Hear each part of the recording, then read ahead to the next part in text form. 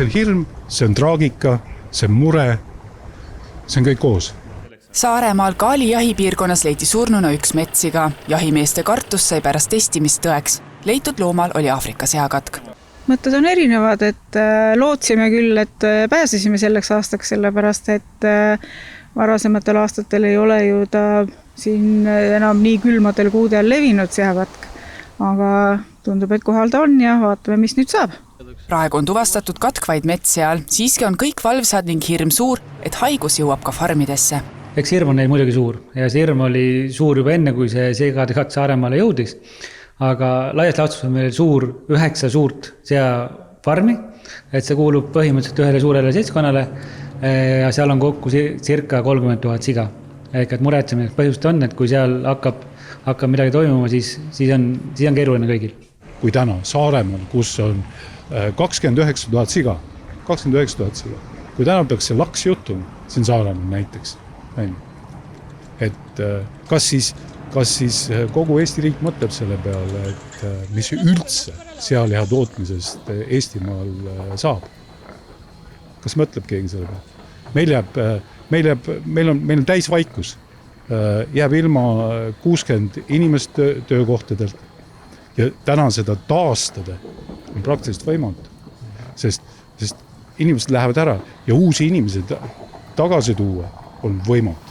Saaremaal diagnoositi sigade Aafrika katkuviirus viimati 6 aastat tagasi. Kuidas katk Saaremaale jõudis, ei ole teada. Teooriaid on aga erinevaid.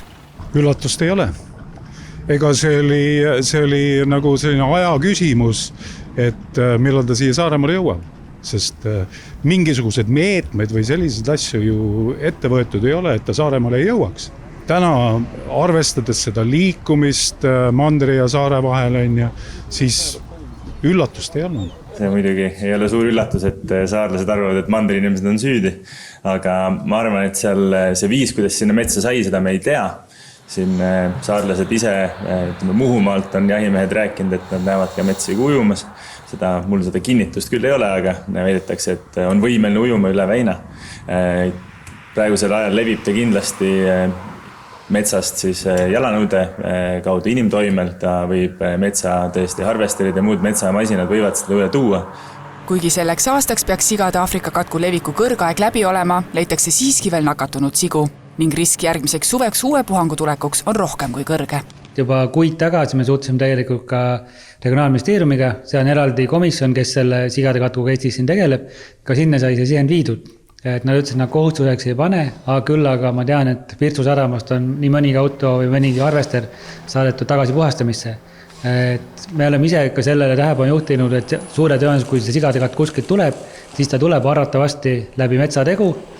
On see päeva lõpuks, on see olnud metsategu, on see jahimehed või on see lihtsalt metsas uitajad, marjulised, seenelised, kes selle sigade katku siia tõi. Küll aga võib ju oletada, et ega see katkus siga kuskilt taevast alla, kes Saaremaad ei kukkunud. Et keegi pidid ja sinna tooma. Me teame, et see seal metsas leiti. Praegu droonidega kontrollitakse ka neid alasid. Et hetkel on meil selle kolle on teada, kus kohas see leiti ja sealt ümbrusest me üritame selle ära isoleerida ja on ka erinevad mehhanismid, kuidas siis väljaspoolt sissepoole piirata seda. Et need PTA selle piiramisega tegeleb ja ma loodan, et me suudame selle seal ära piirata enne, kui ta jõuab siis farmidesse.